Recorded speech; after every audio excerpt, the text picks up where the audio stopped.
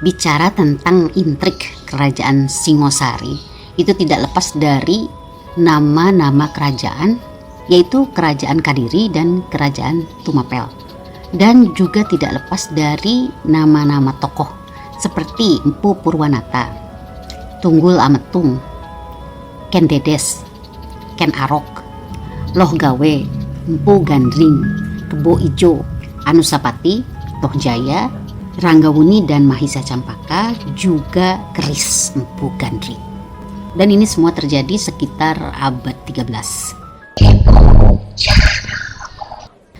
Kita mulai dari Kerajaan Kadiri. Kerajaan Kadiri itu sebenarnya merupakan kerajaan pecahan dari Kerajaan Kahuripan yang dulu dipimpin oleh Erlangga, terpecah menjadi dua, yaitu Kerajaan Janggala dan Panjalu. Kerajaan Kadiri disebut juga Kerajaan Panjalu, dan ini berada di sekitar daerah Dahapura, Jawa Timur. Yang kedua, Kerajaan Tumapel awalnya adalah sebuah wilayah di bawah kekuasaan Kerajaan Kadiri. Namun setelah Ken Arok berhasil membunuh Tunggul Ametung dan membuat gerakan untuk mengalahkan Kertajaya, yaitu raja dari Kerajaan Kadiri, maka semakin luaslah wilayah kekuasaan Ken Arok. Disitulah Ken Arok mendirikan Kerajaan Tumapel yang disebut juga dengan Kerajaan Singosari, dan dia mengangkat dirinya sebagai Raja Tumapel. Pada tahun 1253 pada masa pemerintahan Wisnuwardana, nama ibu kota dari Tumapel yaitu Kutaraja diganti menjadi Singosari. Maka itulah Kerajaan Tumapel disebut juga dengan Kerajaan Singosari. Ini berada di daerah Singosari, Malang, Jawa Timur. Empu Purwanata adalah seorang Brahmana. Dia adalah ayah dari Ken Dedes. Mereka berdua sebelumnya tinggal di kota Daha di bawah kekuasaan Raja Kertajaya. Tapi Empu Purwanata tidak berkenan dengan kepemerintahan Kertajaya yang dianggap terlalu kejam dan tidak menerima para Brahmana, sehingga dia dan putrinya pindah ke daerah Panawijen di sekitar daerah Malang. Empu Purwanata tidak ada di rumah ketika Tunggul Ametung menemui Ken Dedes dan bermaksud untuk menikahinya. Maka ketika pulang dan tidak mendapati anaknya, Empu Purwanata murka, marah sebesar-besarnya lalu mengeluarkan sebuah kutukan, yaitu siapapun penculik anaknya akan mati tertikam oleh keris. Dan dia mendoakan keselamatan dan kebahagiaan yang besar untuk anaknya, Ken Dedes. Tunggul Ametung itu adalah seorang akuwu di Tumapel. Akuwu itu setara dengan camat. Pada suatu waktu dia mendengar berita akan kecantikan seorang wanita yang bernama Ken Dedes di daerah Panawijen. Maka dia singgah ke daerah tersebut dan menemui Ken Dedes. Di situ dia tersentuh melihat kecantikannya dan sudah tidak tahan lagi untuk menikahinya. Maka ketika Ken Dedes memintanya untuk menunggu sang ayah pulang, dia sudah tidak mendengar hal itu lagi dan dia membawa kabur Ken Dedes dan membawanya ke Tumapel untuk kemudian dinikahi. Tunggul Ametung memiliki anak dari Ken Dedes yang bernama Anusapati, dan Tunggul Ametung mati ditikam oleh keris, yaitu keris Empu Gandring yang dilakukan oleh Ken Arok. Ken Arok itu adalah anak dari seorang pelayan di Kerajaan Kadiri, yaitu Ken Endok. Namun setelah dia lahir, ibunya membuangnya dengan harapan Ken Arok akan mendapatkan nasib yang lebih baik.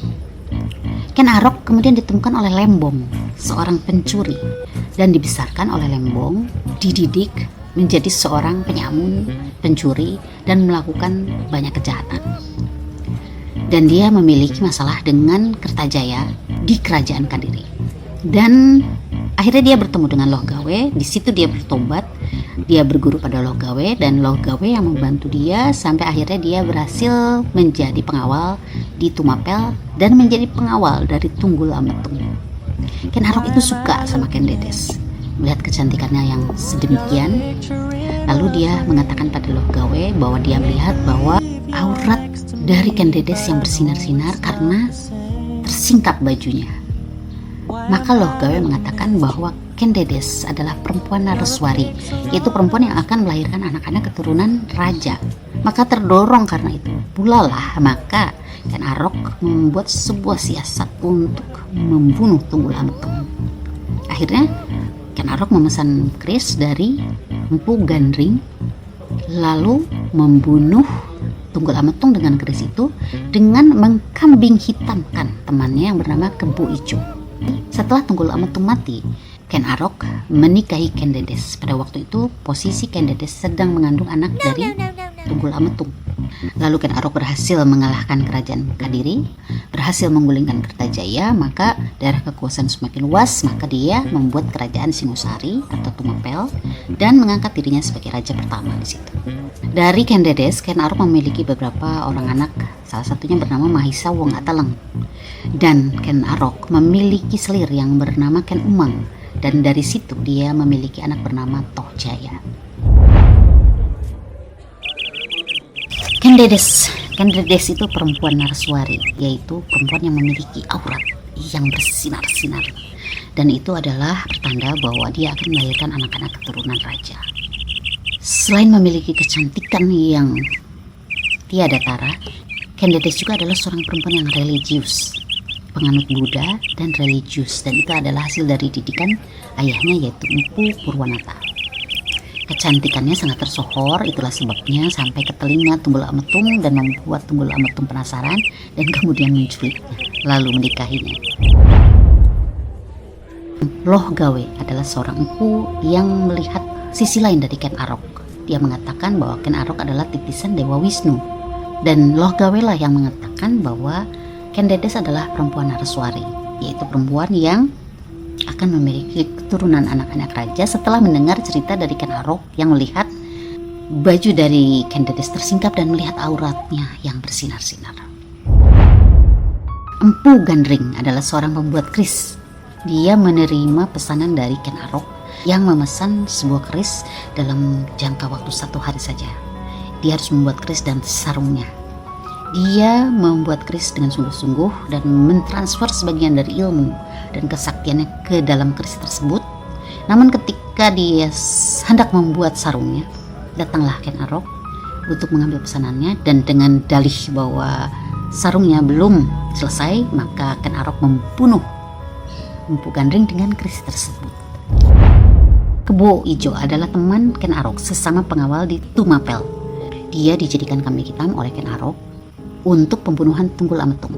Ken Arok meminjamkan keris Empu Gandring pada Kebo Ijo, dan Kebo Ijo sangat senang pada keris tersebut. Dia memamerkannya pada orang-orang yang ada di Tumapel, sehingga otomatis orang-orang di Tumapel tahu bahwa keris itu adalah milik Kebo Ijo. Nah, pada suatu kesempatan saat Kebo Ijo tertidur, Ken Arok mengambil keris tersebut lalu membunuh Tunggul Ametung. Nah, keesokan harinya semua orang terbangun dan melihat Tunggul Ametung mati tertikam oleh keris Kebo Ijo itu. Maka akhirnya Kebo Ijo dihukum mati. Anusapati adalah anak dari Kendedes dan Tunggul Ametung. Dia semula tidak tahu bahwa dia adalah anak dari Tunggul Ametung. Hanya dia merasakan adanya perbedaan sikap dari Ken Arok pada dirinya dan kepada saudara-saudaranya yang lain. Dan puncaknya adalah ketika Ken Arok mengangkat Mahisa Wong Ataleng menjadi raja di kerajaan Kadiri dan bukan mengangkat dirinya sebagai anak tertua. Hal ini membuat dia menjadi bertanya pada ibunya, memaksa mengatakan hal yang sebenarnya. Lalu akhirnya Kendedes bercerita bahwa memang Anusapati bukanlah anak dari Ken Arok, melainkan anak dari Tunggul Ametung, dan Ken Arok lah yang membunuh Tunggul Ametung. Anusapati berhasil mendapatkan keris Empu Gandring, dan melalui tangan pelayannya yaitu Ki Pangalasan, maka dia berhasil membunuh Ken Arok. Lalu untuk menghilangkan jejak, Anusapati akhirnya membunuh pelayannya tersebut dengan keris Empu Gandring. Lalu setelah Ken Arok mati, Anusapati menggantikannya menjadi raja di Tumapel. Toh Jaya adalah anak dari Ken Arok dan selirnya yaitu Ken Umang. Dia berhasil mendapatkan keris Empu Gandring tersebut, lalu berhasil membunuh Anusapati dengan berbagai cara untuk membalas dendam atas kematian ayahnya. Lalu Tokpati menjadi raja, tapi dia tidak merasa tenang karena dia takut akan digulingkan oleh dua keponakan, yaitu Ranggawuni dan Mahisa Campaka. Ranggawuni yaitu anak dari Anusapati, sedangkan Mahisa Campaka adalah anak dari Mahisa Wong Ataleng. Nah, karena takut itulah maka dia memerintahkan pimpinan tentaranya untuk membunuh kedua keponakannya tersebut. Tapi rencana tersebut gagal karena di ujung cerita akhirnya tentara Tumapel berbalik mendukung kedua keponakan tersebut dan berbalik untuk mengalahkan Tohjaya, dan itu menjadi sebuah pemberontakan. Dan di situ Tohjaya mati, terhunus oleh keris Empu Gandring. Ranggawuni atau disebut juga Wisnuwardana yaitu putra dari Anusapati, juga Mahisa Campaka putra dari Mahisa Wong Ataleng, akhirnya menjadi raja. Wisnuwardana menjadi raja di Tumapel dan Mahisa Campaka menjadi raja di Kadiri. Kolaborasi dua raja ini di kedua kerajaan ini menjadi simbol perdamaian antara dua keturunan, yaitu keturunan Tunggul Ametung dan keturunan Ken Arok. Dan pada masa pemerintahan Wisnuwardana itulah nama ibu kota Tumapel yang asalnya Kutaraja diganti menjadi Singosari. Keris Empu Gandring adalah keris yang dibuat oleh Empu Gandring dan memiliki kesaktian karena ilmu-ilmu dari Empu Gandring sebagian sudah ditransfer ke dalam keris tersebut. Dan keris ini terkenal karena kutukannya yang bisa membawa korban tokoh-tokoh sentral di kerajaan Singosari. Mulai dari Empu Gandring sendiri, lalu Tunggul Ametung, lalu Kebo Ijo, lalu Ken Arok, lalu Ki Pengalasan, lalu Anusapati, dan Tohjaya. Dan pada pemerintahan Ranggawuni, keris tersebut akhirnya dimusnahkan dengan cara memasukkannya ke dalam kawah gunung. Itulah intrik yang terjadi di kerajaan Kadiri dan Singosari menurut versi kitab Pararaton, yaitu kitab Jawa yang menceritakan tentang raja-raja di kerajaan Singosari dan Majapahit. Semoga bermanfaat.